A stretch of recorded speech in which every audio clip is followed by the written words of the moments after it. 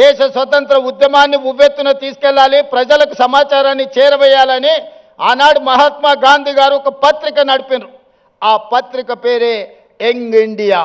ఆ young India స్ఫూర్తితోనే మహాత్మా గాంధీ గారు ఇచ్చిన సందేశంతో ఈరోజు యంగ్ ఇండియా ఇంటిగ్రేటెడ్ రెసిడెన్షియల్ స్కూల్స్ని మనం స్టార్ట్ చేసుకున్నాం. ఇదే కాదు, స్కిల్స్. అందుకే యంగ్ ఇండియా ఇంటిగ్రేటెడ్ స్కిల్ యూనివర్సిటీని మనం మొదలు పెట్టుకున్నాం. మీకు ఉస్మానియా ఉంది, కాకతీయ ఉంది, పాలమూరు ఉంది, మహాత్మా గాంధీ ఉంది, ఇట్లా చెప్పుకుంటూ పోతే సెంట్రల్ చాలా యూనివర్సిటీలు ఉన్నాయి. ఈ యూనివర్సిటీలలో విద్య బోధిస్తున్నాం.